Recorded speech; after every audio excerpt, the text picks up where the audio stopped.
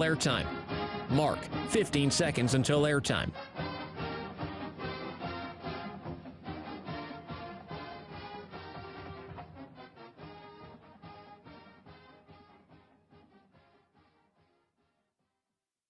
Oregon is going to the Final Four. The following is a Learfield presentation of the Oregon Sports Network. And Oregon is going to play in the national championship game. This is Duck Insider. We need to get community. We need this thing to be bigger than just our little circle of players and coaches. Are you kidding me?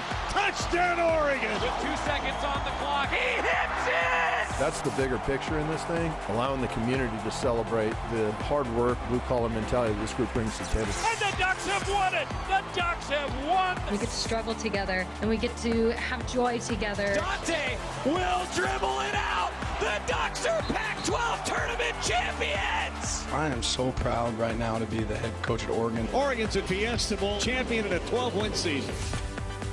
This is Duck Insider on the Oregon Sports Network from Learfield, presented by OnPoint Community Credit Union. People are the point. Now let's go live to the Country Financial Studio to talk Oregon Duck Athletics. Closing out the week here on Duck Insider on a Friday. I'm Ryan Milano. I have you held down in the Country Financial Studio all day long, and there's a lot going on in Oregon athletics this week. There are so many teams in action, 8 events going on today, some of them that are in action right now, some of them that are going to be in action coming up later tonight, but there is a lot going on in Oregon athletics. We'll talk with Joey Mack, who's on the road with Oregon baseball as they kick off their series going up against UCLA. First pitch tonight at 7:05, then it's at 6:05 on Saturday and noon on Sunday. Those are the times for Oregon baseball this week. We'll also hear from Melissa Lombardi as Oregon softball hosts Washington at the Jane this weekend. Ducks and Dogs always means just a little bit more. We talked with Coach Lombardi on the show earlier this week on Tuesday, and we'll hear from her media availability this week previewing the series against Washington today. Those series times going to be at 7 o'clock tonight, 5 o'clock tomorrow, and at noon on Sunday. So almost exactly concurrent start times for baseball and softball this week, except for an hour difference tomorrow. It's also senior night for Oregon acrobatics and tumbling. They will host Baylor at Matthew Knight Arena on Pac-12 Network. Knight Uretsky will have the Pac-12 Network call for that broadcast as Oregon acrobatics and tumbling celebrates their seniors tonight. Oregon men's tennis against UCLA, about to get in action in about a half hour if you're live with us here in the 1 o'clock hour. Men's tennis will also go up against USC on Sunday at noon. Women's tennis, they're also about to get in action. First serve coming up in half an hour. They're on the road at Cal, also play at Stanford on Sunday at 11 a.m. It's a beach volleyball doubleheader just getting underway up north, going up against Arizona starting right about now. Also against Utah coming up later in the day. That's supposed to be scheduled for 5 p.m. first serve. And Saturday against Arizona State. A whole bunch of Pac-12 teams are up north in Washington doing the round robin on the beach volleyball front. Oregon track and field, split squad this week. So at the Triton Invitational in La Jolla or the Brutus Hamilton Invitational in Berkeley is where track and field is going to be at this weekend. Did I get to everything? I think I got to everything. At least that's going on today, because tomorrow it's Oregon lacrosse going up against USC at noon on Pat Bay Field. That's the schedule this weekend, and we still have Oregon football spring practice interviews that we haven't got to because of, well, everything that's going on this week. Yesterday, we heard from Coach Hampton in charge of the defensive backfield. Also heard from Tez Johnson yesterday, and we never got to Justin Jacobs yesterday, and he met with the media and a returner in the inside linebacking group. And you're going to see it if you're watching live with us on YouTube and Facebook in the 1 o'clock hour. He is built like an NFL grown man inside linebacker. His muscles have muscles, and him and Jeffrey Bassa on the interior of that linebacking core, that is an athletic bunch. Throw Bryce Betcher into the mix, and, well, you've got a whole bunch of athletes there for Oregon football in their linebacking core. Justin Jacobs, he talked with the media yesterday. Here is Oregon's returning inside linebacker.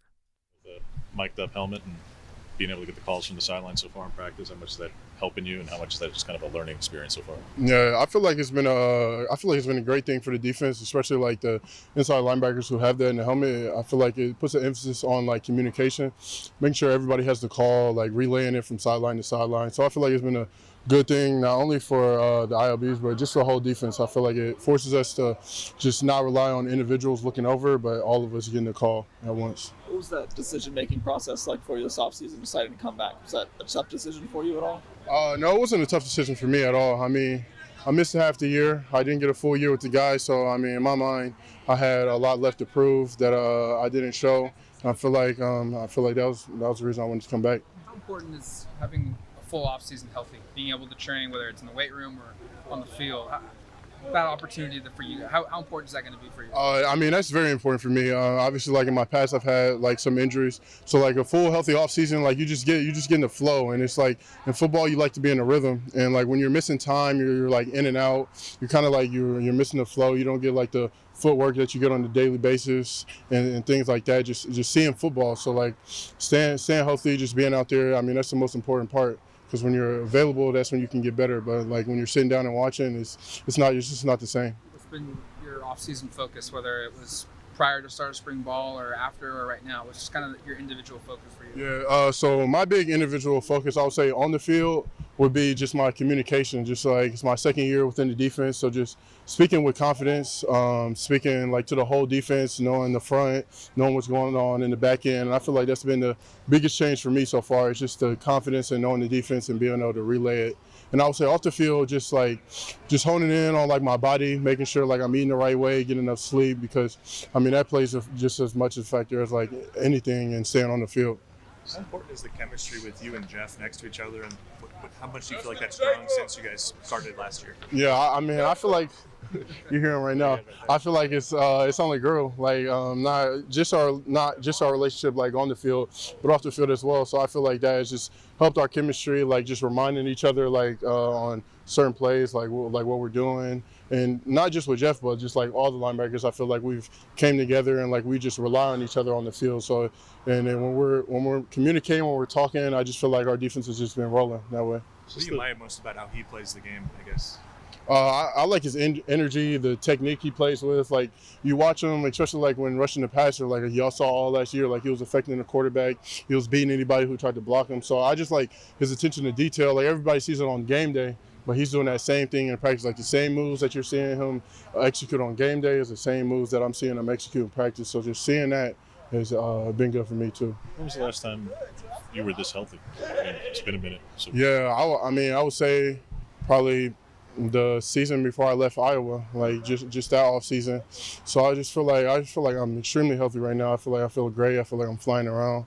So I mean that's been important for me, and it's been a good feeling. How much more comfortable do you feel in year two, kind of just knowing the system a little bit more than when you were last year? I feel like it's been like a gigantic jump, like just the confidence. Because even like during the season, like at times I was a little hesitant with the defense, but I feel like now when we had the time off and I got to dive back in the playbook again, just like relearn everything like I haven't learned anymore, I feel like I've just like grew in confidence like exponentially.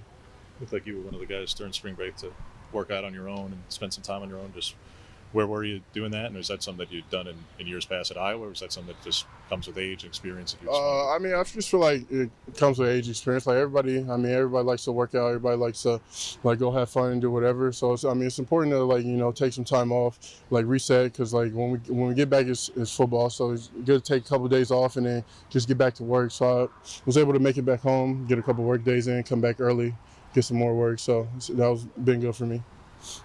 A couple of young guys in the room for you guys. What have you seen from Kamar and Braden so far? I've seen some young guys hungry to learn. Like they're always out there asking questions. They're always willing to come up and hit somebody. I feel like that's the most important part when you're coming in. Like obviously, like high school defenses is nothing like this. So it's like I try to tell them like even if you don't know something, just like go off your instinct. Like just go run to the ball, because I mean, you're going to look much better if you're running to the ball rather than like just floating in space and whatnot. So from them, I've just seen like young guys hungry to learn, and I can't wait to see them keep growing. Mike was in the room last year, but I know he's allowed to do a little bit more with you guys now. So just what's he brought to the room in a coaching capacity this year? Yeah, I mean, I feel like words can't even really describe just how smart B-Mike is, like from like all the run fits, all the coverages, all the techniques that he gives us. So I just feel like it's just growing confidence, like I said, within each other. Like we're all here for a second year, like we all know each other better. We all know how everybody moves. Like he knows like maybe I tend to play too high at times, so like he can remind me of that and stuff like that. So I just feel like everybody has like a greater relationship and a greater bond, and when that happens, I feel like the sky is the limit. Like we can just keep going and getting better. Connection's one of those huge character traits for Coach Lanning. Justin Jacobs talking about that linebacker room and the connection that they have with each other just through really the inception of this season. Spring practice number 4 concluded on Thursday. We got to hear from Tez Johnson as well as Josh Connerly yesterday, and now we get to hear from Justin Jacobs. Spring practice number 3, we didn't have enough time to get to Marcus Harper in that interview after Tuesday. So one of the counterparts to Josh Connerly on the offensive line, Marcus Harper. That's what we're getting to next on Duck Insider on the Oregon Sports Network from Learfield. As a local community credit union founded by teachers, OnPoint is committed to supporting the students and faculty at the University of Oregon. And on game day, we're right there with you, on the field, in the bleachers, and in the classrooms. Drop by your local branch today and discover the many ways OnPoint can help support your financial well-being. OnPoint Community Credit Union. People are the point. Federally insured by NCUA. Equal housing opportunity.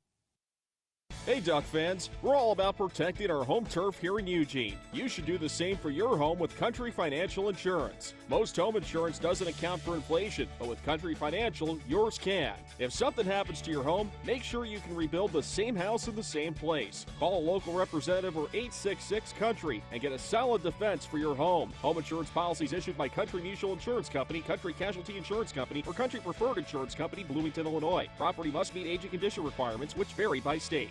Don't go anywhere. Duck Insider continues after these messages on the Oregon Sports Network from Learfield. The possibility of lung cancer can be pretty scary, especially if you're one of approximately 8 million current or former smokers at high risk. That's why SaveByTheScan.org wants you to know that now there's a breakthrough low-dose CT scan that can detect lung cancer early, and it only takes 60 seconds. You stop smoking, now start screening. For an easy quiz to see if you're eligible, visit SaveByTheScan.org. It could save your life.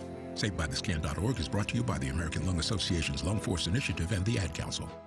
Into the building for the first time after the shooting. It was crippling, but it had to be preserved. In response to the Pulse nightclub shooting that affected the LGBTQ community, Barbara Poma, owner of Pulse, founded the One Pulse Foundation to honor Pulse victims and survivors. If you're an ally of this community, speak out. There are more of us together than apart. It is the power of love in its rawest form. Join the fight for LGBTQ acceptance. Learn how at lovehasnolabels.com. Brought to you by Love Has No Labels and the Ad Council.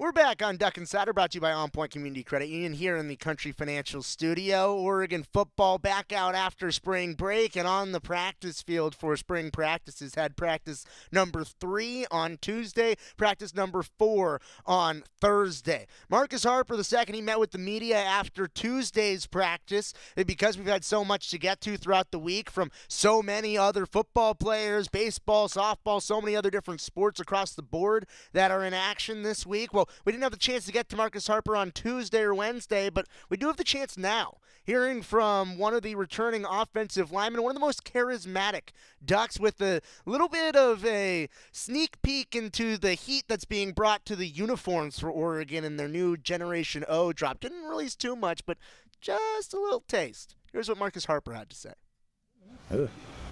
First, Jeff was just talking all kinds of smack. Really? Yeah. I mean, he said, look, that you're part of the group with him on the uniforms thing, and that you were a surprise in that group. I don't know why. According to him, I don't know why. I got some drip too. My goodness. Big people can have drip too. My goodness, Jeff. Jeff think all the. That's. I think it was just because the linemen didn't get to wear the special cleats last year. So I take a personal offense to that one, because I'm like, for why? And I understand, like, Kenny was like, it's a weight limit. And I'm like, I feel like that was I don't think a weight limit should stop me from putting on the cleat, me personally. But So what are we working on the new uniforms? Don't give away all the state secrets, but what can people expect?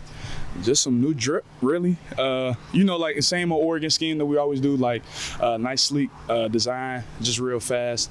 But again, like I feel like some of the old colorways that sometimes people might have on Twitter, might see some stuff in there. Some good throwbacks that we haven't seen, I feel like, since the Anthony Thomas era might be in there. I guess we'll just have to wait and see.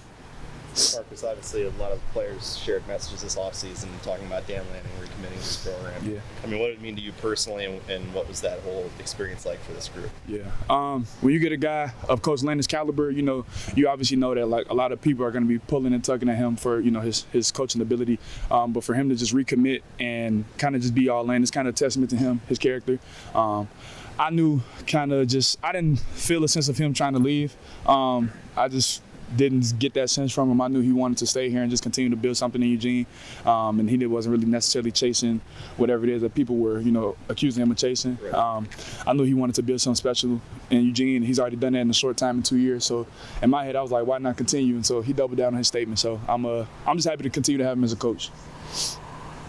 Looking back at kind of all the years that you've been here, how would you say the culture has kind of changed year to year, especially in the Dan Lanning eras, to now we're here in spring? How much has the culture kind of changed? I would say we've grown tighter as more and more over the years have gone. I would say my earlier years, COVID kind of messed up a lot of that connection piece. So a lot of guys, I say in my class and the guys that were here prior, didn't really get a chance to become... Just didn't get a good chance to kind of get a real interpersonal relationship with a lot of the guys unless you were here prior or whatever. And so that kind of messed up opportunities like me to get closer with some guys. But, we had to make do what to do. And then just as, the restrictions got lifted and, the new Lanning and staff came in, we've just gotten tighter. And so it's kind of sad, again, like I said, when you see guys like, for me, it was like Steve Stevens, who in a short time I grew close with, and then now he's, on to bigger and better things. But that's, but I would just say just a culture of just connection and being one to be there for your brother on a day-to-day basis, whether it's in your personal life or just, in football. And so that's just the biggest thing, would just be that connection piece, I would say. What were you working on down in Miami at Redline? What were you spending time on this week? Just everything. Just keeping myself agile, working on my strengths, obviously, and just trying to point out my weaknesses, making sure that going into spring ball I got a game plan for what I wanted to attack, and making sure I was fine-tuning those things up early on in Miami, and just enjoying myself. We work, Coach Terry says all the time, we work too hard to not have fun. But, still got to treat it like a pro. And so I was just, having some fun out in Miami with some friends. And shout out to my man, Zach Moore.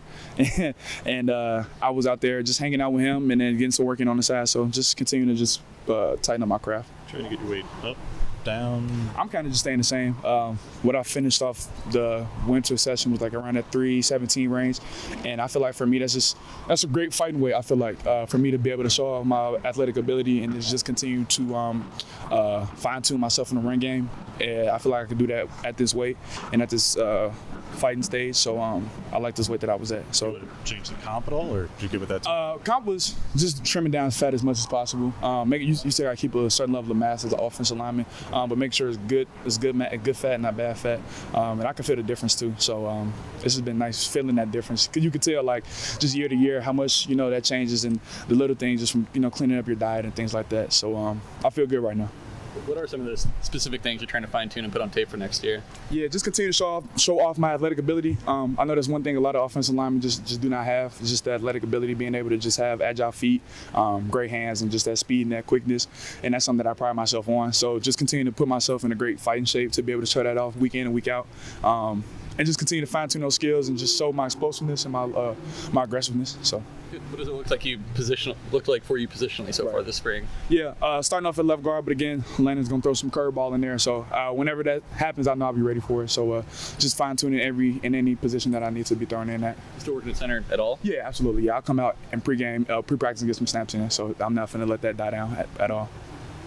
Going back to just tradition, you talked about it kind of when you guys were looking at the jerseys. Coach Lanning said he wanted to consider tradition when picking a new running back coach. Yeah. What role does tradition kind of play for you guys on the team? Are the guys aware of the tradition? Is it something you think about, have conversations about often? Just what role does it play for you and the team? I would just say the tradition is family. So somebody that we could help make the shift from wherever their previous place at and intertwine them in the family as much as possible. It doesn't matter who it is, as long as they fit into the family. And we'll make them fit into the family. This is what we do. Like, I'm pretty sure ask any transfer in, we got ask my man Cam right over there. But I'm saying everybody in here is like a family member. So whomever it may be, we just know that you got family members over here at the Ducks. And the quicker you can get in here, the quicker you can fit this family atmosphere. And so I would say the tradition would just be family, and go back to that connection piece also. So. What's the difference between coach walk and the Ryan that you were lining up with, about 15 months ago? I know. It's so weird, seeing him as a coach, because, yes, he's had that same level of, just coaching ability on the field, but to really see him in, a hat, maybe 30 pounds lighter, it's different. I mean, for me, it's kind of just the same relationship that we had on the field. He's just not, making a call with me at the line of scrimmage. He's calling from, 10 yards back. So it's not really that much different than what he was used to, which, is credit to him. He was always a great leader, a great coach. I know he didn't get to shine like a lot of other guys did across that line, but he was a unsung hero that was very vocal, really set the standard for guys like me to come in and just kind of see him and come into that line seamlessly. But yeah, it kind of was like a no-brainer. It was a smooth fit for him. And when I heard it, I was like, that doesn't surprise me, because that's Walk, that's him, that's his personality, that fits who he is overall. So yeah. That's Marcus Harper meeting with the media earlier this week after spring practice number 3, already past spring practice number 4. Marcus thinks he's at a really good fighting weight. Not football weight, fighting weight. I love that from an offensive lineman. You're in the trenches and you're going to war down there. And also, it's a family, and if you're coming into Oregon, well, you got to buy into the family, and the team they'll make you buy into the family. You're part of the family as soon as you come. And I loved what Marcus Harper had to say. You can just feel his charisma right off the screen, right out of his voice when he's talking, especially with the media. We had him on the show for, I think it was a coach's show earlier in the year for football season, and man, is that guy a whole lot of fun. I love hearing whenever Marcus Harper gets in front of a microphone. He was doing that interview with Joey back in the fall for the coaches show. I did an interview with Joey. It was earlier this morning, and we were talking about Oregon baseball and their series going up against UCLA and what's going on for the Ducks as they jump back into Pac-12 action after 5 games outside of the Pac in their bye week and non-conference play. Joey Mack is down in California, and we spoke with him to preview this series going up against the Bruins. That's what's coming up next. My talk with Joey Mack on Duck Insider on the Oregon Sports Network from Learfield. Dear Spring Showers, these tough Toyotas can handle whatever you got. The rugged Tacoma, trail-ready 4Runner, and the versatile RAV4 Hybrid turn your puddles into playtime. For more, visit Toyota.com. Toyota, let's go places.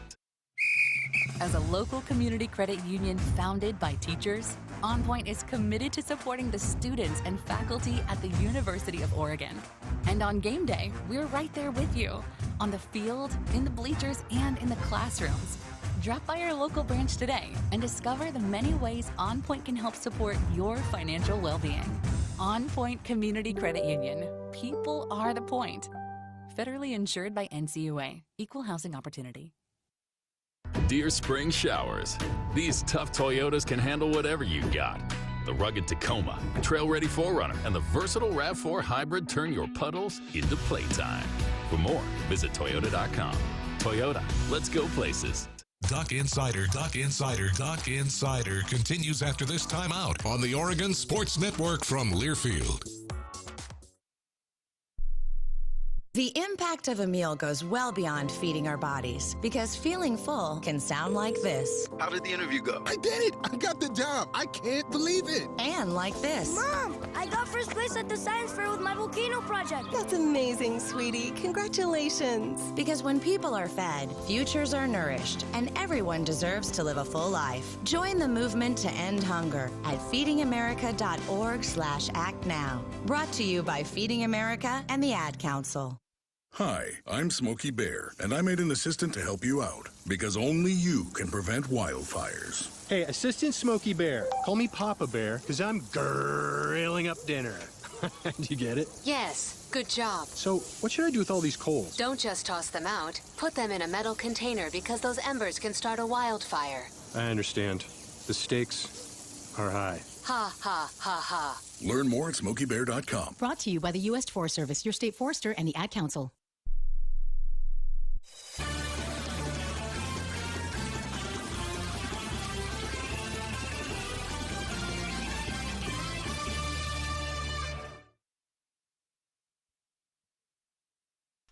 Insider back inside the Country Financial Studio, and we're catching up with Joey from the road, Joey Mack on the screen. And by the way, before we start, just got to say, we did not coordinate this. Your hat choice, my hoodie choice, we're going with the retro theme here today, and we're pulling it off to perfection. I missed Throwback Thursday yesterday when you were talking with Jess Drummond, so I decided to bring it here on Friday, and you and I were right in sync. Flashback Friday, right? Flashback Friday. Now, I should say the retro has been a big part of Oregon athletics, and there's been some different eras, right? Like the 1954 College World Series team that gets honored every time the Ducks wear those awesome throwbacks with the great stirrup socks, the old lettering, the old hat. I love that.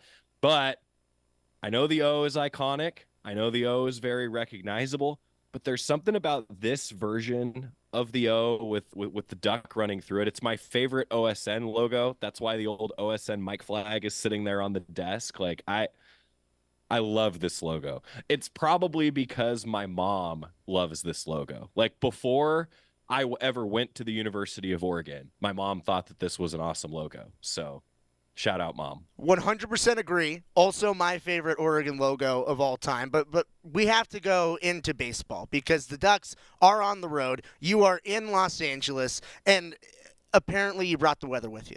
Yeah, what is this? So I was talking to RJ Gordon this morning, who's going to pitch tonight. And it's like, yeah, he gets to go home. A lot of family going to be around. You know, he's from down here. And then he's like, man, this weather, though. I mean, truthfully, like rain in LA is different than rain in the Pacific Northwest, mostly because the field doesn't handle it as well. That's just the truth. I mean, just last weekend, a critical Pac-12 game between USC and Oregon State gets rained out because of a drizzle.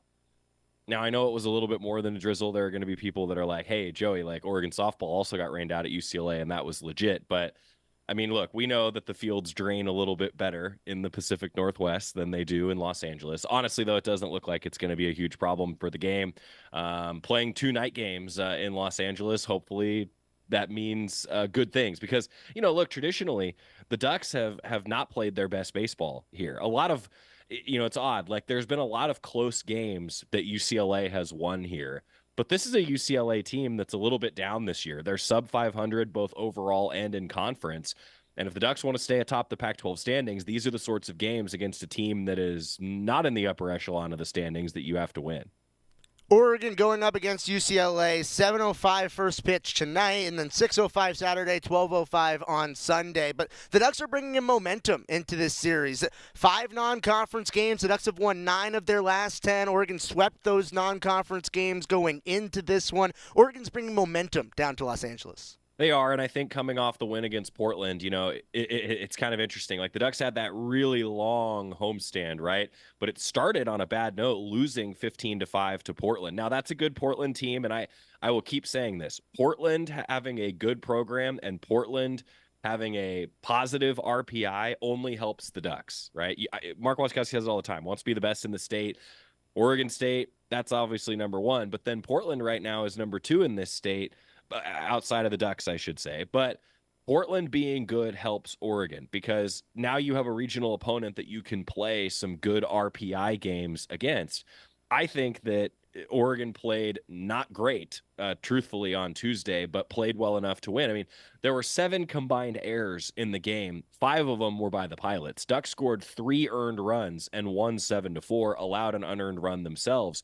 But I felt like we saw a team that, even though they're a little banged up right now, we saw a team that found a way to get it done, and they started out with I think it's important for this team to start fast and then sustain. We talked a lot last weekend against Seattle about sustaining an offense, and when Oregon starts out quickly and then can keep it up in the middle innings, like every team, that's when the Ducks are at their best. But lengthening the lineup has proven difficult because they've had so many injuries and some guys that have gotten dinged up. Mark Wasikowski's had to retool the lineup a lot. Going to continue to have to do that tonight with the Ducks dealing with some guys that are dinged up.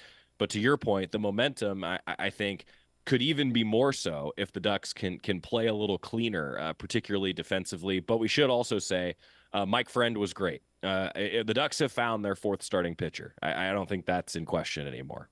Yeah, he was, so to speak, lights out in Portland. Yeah. Literally threw a pitch that came off of a bat and ended up breaking a light. I asked Waz. Okay, I have to tell you. So coming up on the Toyota Coach's Corner, I asked Waz if he's ever been part of a game where a ball broke a light like that, and he said yes, it's actually happened once before in his career. So tune in for the pregame for that. And then Cody Peterman, Oregon athletic trainer, who actually was at UP for a while, he said, and I did not know this, that's actually happened within the last few years at Joe Etzel Field at Portland. So apparently it's a thing. It was, I'm telling you, it was like straight out of a movie, just lights gone. Yeah, it was. Anyway, baseball oddities. There's always a few every year. Yeah, that's absolutely crazy. But also where the teams inside of the state, where you have Oregon State, Portland, along with the Ducks, 3 of those games going to be non-conference games. For the 2 against the Pilots, there's a non-conference game coming up against Oregon State. 3 teams inside of Oregon is always great to continue to build resumes. Ducks RPI dropped 16 spots after their win on the road against Portland in the midweek, and now they're going up. Well, go ahead, Joey. Well, this is like seeding. Did it drop or did it improve? I never know. Like, you want to be the number dropped, the seed improved. Right, but it's like in golf. You want to go low, right, in RPI and in seeding, but it's just Waz and I were talking about this during the pregame interview that we did earlier today. Also, like, our RPI improved because it went down. Yes. There's just something odd with saying that, but anyway. You want to be number 1. I digress. You want to be number 1. You the closer you are to 1 is great. The low number, yeah. Okay, let's focus on this series. Continue. UCLA. You've done the scouting on UCLA. What are they bringing to the table? They're young, and I think that's part of why they've had some ups and downs. But they had the number 1 recruiting class in the country coming into this season. So they're talented enough to get some people, particularly talented enough at home to get some people like the Ducks. But they have not been, I think, as consistent offensively. They usually have like a middle of the order threat that really jumps off the page, a few guys, and they just don't seem to have that. They're a younger team. Mark Wasikowski said that they utilize the off speed really well on the mound. That's kind of the report for John Savage's pitching staff. And look, John Savage is a championship winning coach, and even a down UCLA team is still a talented and good UCLA team. So I'm interested to see how Oregon's offense performs, though, because one, off speed, if you can cross count guys and you can keep guys guessing, that's always important in a baseball game. But 2, Justin Casella did not make the trip down here with the Ducks. So Oregon has guys like Mason Neville, Chase Meggers, those guys are now, Jack Brooks maybe playing in right field. And so with Oregon dealing with some injuries, and Anson Arrows has been a little banged up, so the Ducks have been DHing him. I'm interested, and I think it's a key. We talk about sustained offense. What's that right field spot do for the Ducks? And how does Oregon maintain offense when they are honestly a little bit banged up? I mean, Justin Casella has been a starter, and he's not a guy that swings and misses very often, for example. He's just a veteran who seems to be a spark for the Ducks at times. So leads the team in walks. Exactly. I mean, you need That's a good point. Like you talk about the swing and miss, and the Ducks have guys that are dealing with that a little bit in terms of the strikeout numbers. So if Oregon could cut the strikeout numbers down, I think against this UCLA pitching staff, not allow some of these younger guys to settle in, I think Oregon's going to like the result. But you're right. At this point in the season, depth becomes a really big factor as you're now sort of in the meat of the year, halfway through the season, not only in the position group, but also in the pitching staff. And that means that it's just as key for starting pitchers to help and give some relief when there is that sort of depth factor playing this much at this point in the season. Yeah, we talked about this last week with a shortened week and with a 4-game series. The pitching staff does get taxed. And then even in Tuesday's game, Oregon had to go to guys like Featherston, Mullen, Mercado out of the bullpen. In a midweek game, you'd like to see some other arms get in there, but the Ducks needed to win that game. And so I agree. I think that a lengthy start from R.J. Gordon, Grayson Grinsell, Kevin Sider, that always helps. And look, I think it's interesting. Like in college baseball, there's a focus, at least it's something that I focus on. Like if a reliever can go 2 times in a weekend, that also really helps, right? Like you might have to see guys like Mullen go 2 times in a weekend, Mercado go 2 times in a weekend. And if those guys are effective the second time they pitch, that's a big deal. I think that might just be just as important as the starters going deep this weekend. Joey, on the road in Los Angeles, what else should fans know before you get on the air later tonight? Oh, gosh. Scott Heineman's going to be around. Tanner Smith was around. Yeah, so we might have some pro Ducks, I'll put it that way, hopping on the broadcast. So I look forward to that. I got to track those guys down, and hopefully we'll be able to grab them. The nice thing at UCLA is that we don't have a broadcast booth. We're sitting amongst the fans, so I should be easy to find. That's absolutely awesome. I remember you had Scott Heineman on the broadcast. I think it was last season. It was one of my favorite few innings, I think, of Oregon baseball all year. So. He's great. I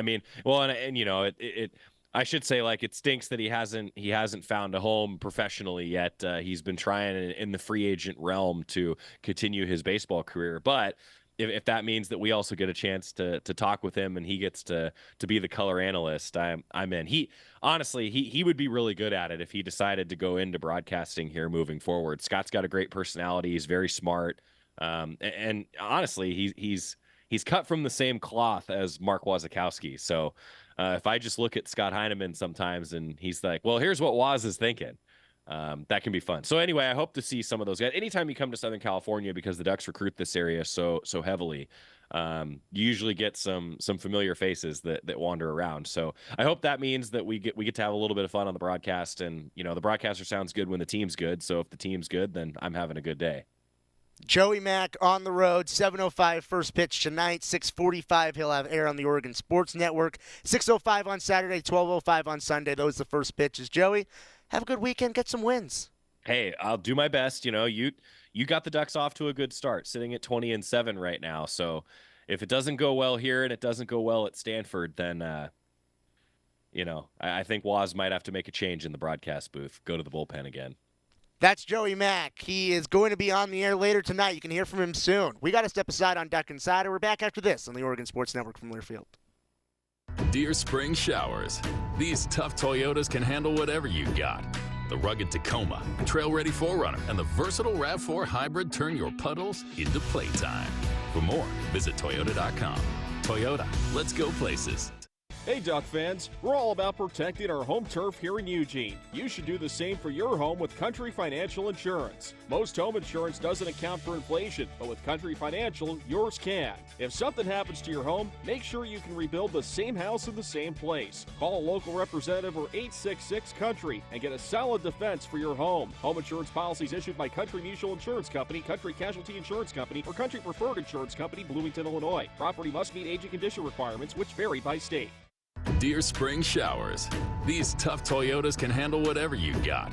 The rugged Tacoma, trail-ready 4Runner, and the versatile RAV4 Hybrid turn your puddles into playtime. For more, visit Toyota.com. Toyota, let's go places.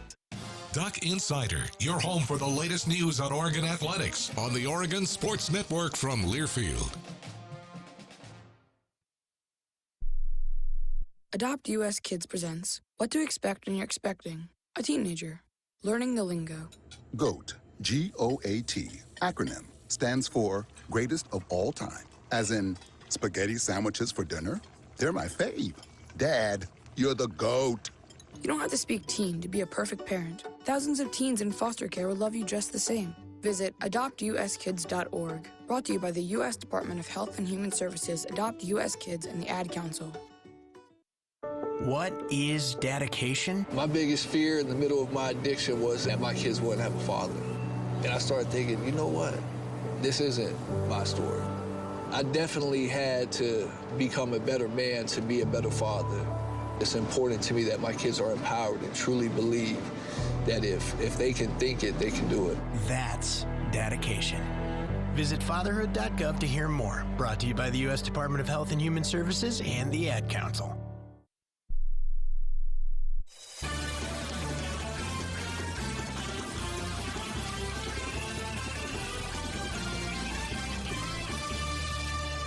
Back on Duck Insider, brought to you by OnPoint Community Credit Union here inside the Country Financial Studio. Just heard from Joey Mack as Ducks are about to get out on the baseball diamond. That's coming up later tonight. So 7:05 first pitch time down there in Westwood, California for the Ducks against the Bruins. Joey will take care at 6:45 for the pregame show, and you can hear about the story of Coach Wazakowski and how it's not the first time he's had that natural-esque experience of watching a ball shatter a light bulb, as well as a whole lot of other things on the Toyota Coaches Corner coming up for Oregon baseball in the pregame show. It's also Oregon softball game day at the Jane as it's Ducks versus Dogs coming up tonight. Same first pitch time as baseball at 7:05.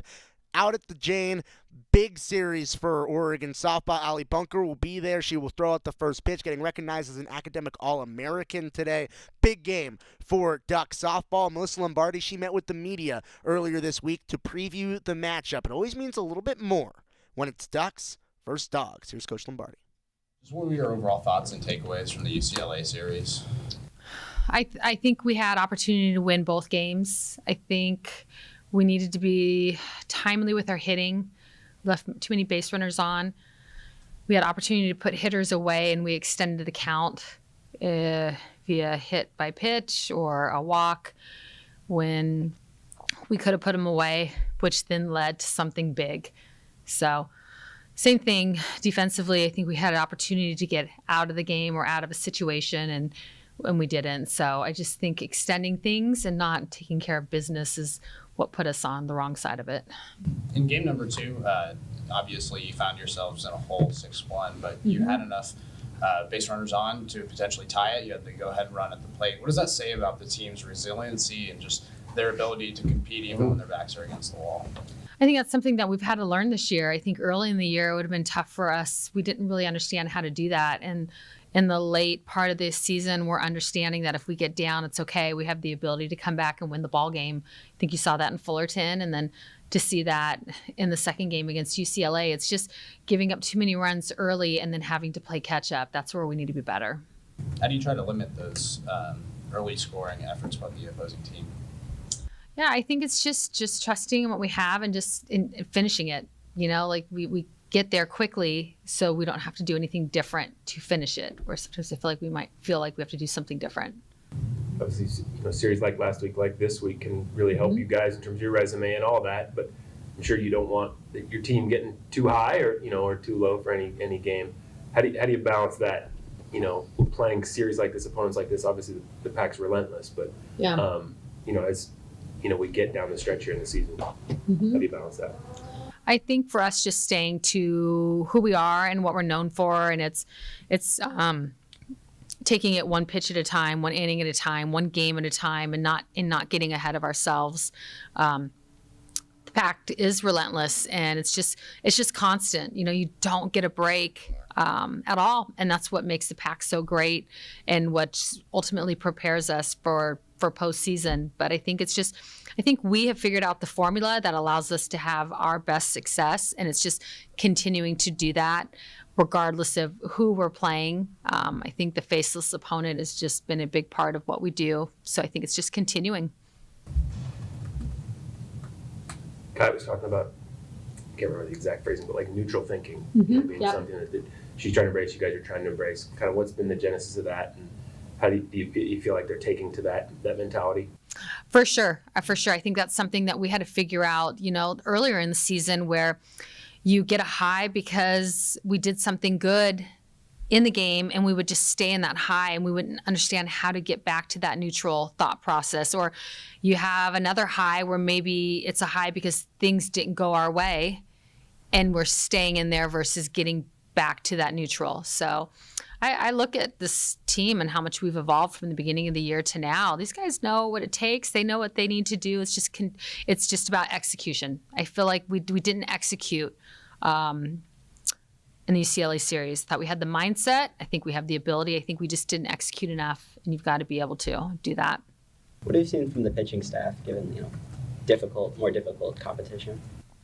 I think our pitching staff has given us an opportunity to win all year. I think when we're not doing things the way we need to do, it's when it's self-inflicted. This group is really good about getting ahead and finishing, and I think when we get ahead and then we allow the hitter to stay around, that's when we could get into some trouble. So it's just getting ahead and finishing and letting their great defense behind them work. Game number one, you put Elise Sokolsky in, kind of out of the bullpen, a situation that she hadn't had a ton of this year. Do you feel like she's progressing to a point where she could be an option out of the bullpen?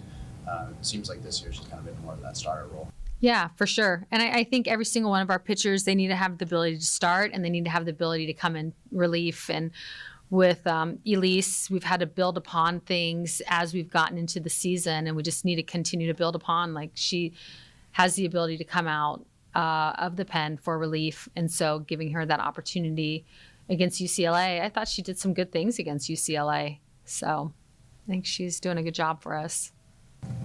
What kind of benefit does it give you to have somebody that can start, or a whole staff that can start and relieve? Huge. I think sometimes you look at baseball and you have like a particular role. You're either a starter, a middle relief, you close, you're a setup man. And I think in softball you have the luxury of having all that. I think your mindset obviously has to be different.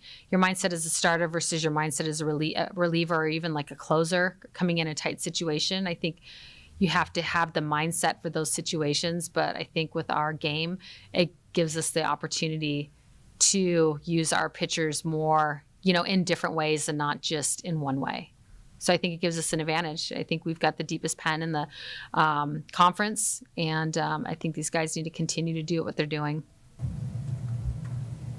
What do you think the biggest X factor is this weekend going up against a good Washington team? Really, I think for us, it's just being who we are. We have opportunity to score and to clutch up. You need to clutch up. I think we left too many base runners on against UCLA. You can't leave base runners on against teams in the pack. So it's clutching up. When we have opportunity to make plays, it's making plays. It's doing, I think each game will ask of us, what is needed for us to be successful with that game. So I think we know and understand what we need. It's just continuing to execute. I think this is a really, really good team. I'm excited to see what we're going to do this weekend.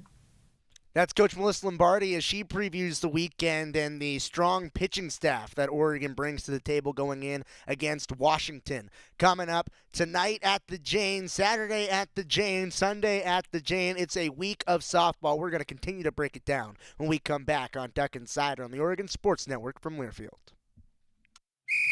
As a local community credit union founded by teachers, OnPoint is committed to supporting the students and faculty at the University of Oregon. And on game day, we're right there with you, on the field, in the bleachers, and in the classrooms. Drop by our local branch today and discover the many ways OnPoint can help support your financial well-being. OnPoint Community Credit Union. People are the point.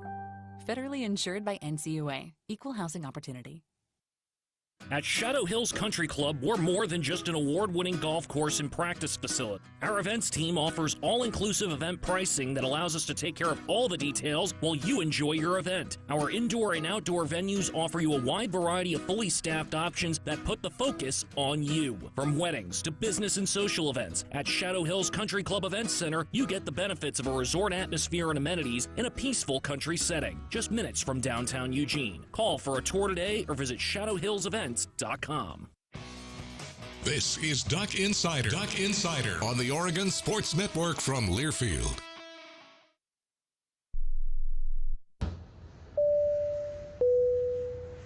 This is your captain. We are going to be experiencing some slight turbulence. Please fasten your... Oh, hold on. Just got a video of my cat.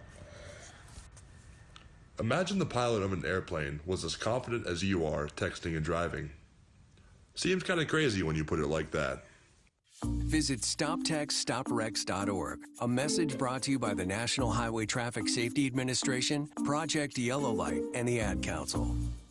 I'm Chris Jakimick. I served in the United States Air Force and I deployed 3 times. So in 2017, I was serving as an Air Force First Sergeant. Our motto in that role is "My job is people, everyone is my business." But unfortunately in that year, I would lose my own brother, Lance Corporal Adam Jakimick, to suicide. The majority of veteran suicides are from guns. I store my weapons securely, not only for myself, but for my family. Store all your guns securely. Help stop suicide. My service never stops. Brought to you by End Family Fire and the Ad Council.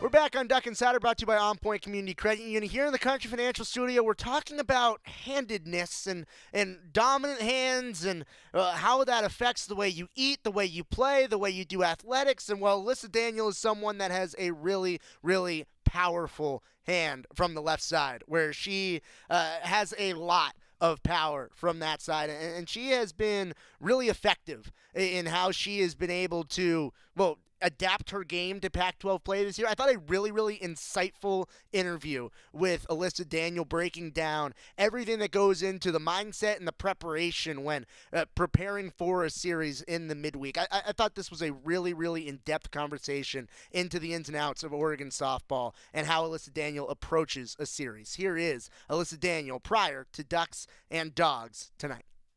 What were you working on in practice out there? We were just working on hitting, preparing for Washington. We have a computer machine that mimics the pitches that we're going to see, so working on a lot of what their pitches are going to look like and being ready for it. What are their pitchers going to look like? Well, mostly rise ball is what we're going to see. Me as a lefty, I'm probably going to get a lot of curveball outside from their lefty and then changeups. How do you feel like you're doing, I guess, in the practice and against the pitching machine that mimics their pitching? Yeah, I feel good. I mean, the pitching machine's always going to be better than the pitcher because all the pitches come out looking the same. You can't pick up on tempo, windups, anything like that. So it is kind of a struggle, but if you feel good off the machine, you're going to feel good in the game. Is tempo and windup something that you can see like as the series progresses? Yes. You really get to know the pitchers throughout the series.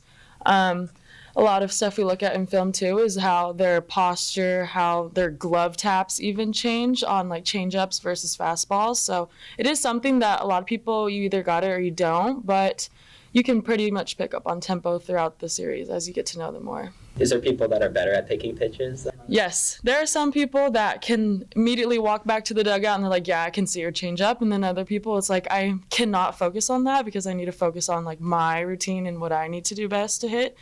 But me personally, I feel like I can pick up on just like the vibe the pitchers get in, and I was like, I can anticipate pitches better. Coach was talking about, needing to come through in the clutch and just wanting to see that. Now, minutiae like that, small details like that, is it helpful to have stuff like that you can fall back on mentally so you don't get caught up in like the pressure of a situation, things like that? Yeah, I think so. Like, it's good to just know that the game is controllable in some aspects because, when you're up to bat, runners in scoring position, and you gotta produce, it's like there's a lot of pressure, but like knowing that you have things that you've been doing since day one that like come naturally to you at this point, it's very like relieving.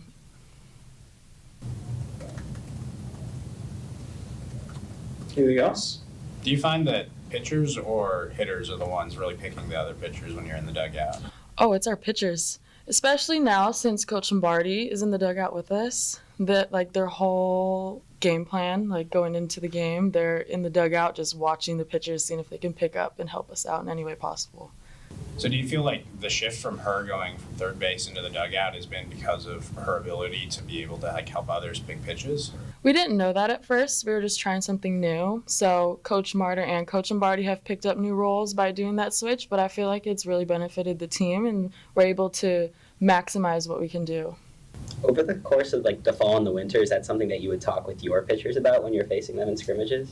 I'm not really in on the bullpen, but I know that that is a big thing that pitchers try to mask. They try to hide their their grip on the ball from the third base coach on the other team. They try to make sure that all their pitches are being thrown identically, so they can't really pick up on those tempos. But then at the end of the day, there will be some giveaways because they are different pitches, but mostly they try to mask that. Insightful stuff from Melissa Daniel, breaking down the mindset of a batter going up against a pitcher. We also got to hear from Kylu Shar in the midweek, and she previewed this series. Here is Kylu Shar. Washington coming up this week. What's kind of just been the overall message heading into this weekend with a good team on deck? Just play Oregon softball. When we play like our own game, that's when we do best, and that's just what we're striving for. What were kind of some of the takeaways after this past weekend against UCLA? I mean, the second game got me personally just because I had bases loaded twice and didn't come through twice. So personally, that's just something that I've been working on, is like figuring out a way to get the runs in. As a team, kind of just learning from the two games and moving on. And the pack, each weekend is so important. So just flushing it, learning, giving our best for the next one. That first time up with the bases loaded, did you think the ball down the line was fair? I was hoping it was. I thought it was foul, though. Just because my tail, I don't know. I was hoping that it was going to say fair, but the odds were more towards foul. Another top opponent this weekend. Just how competitive do you guys feel like you guys are with teams of that caliber? How close do you feel like the margin is to, breaking through and showing, kind of you're one of those teams as well? Mm-hmm. I think when we play our game again, we can beat anyone in the country. So just getting back to ourselves, back to our neutral thinking, and going after each pitch.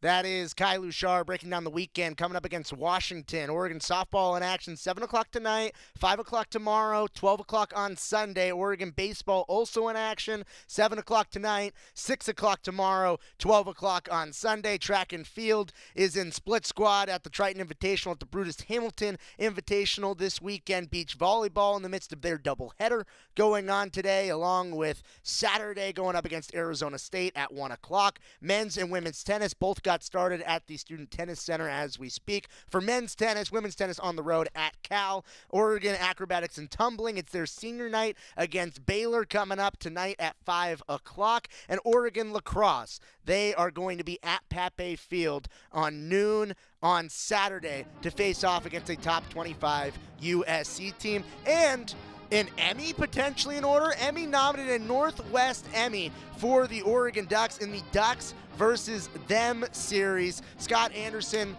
he is nominated for that Emmy. Great series. I'm sure everyone around here has watched it. Well-deserved nomination. So much going on this weekend. I'll be tuned in everywhere.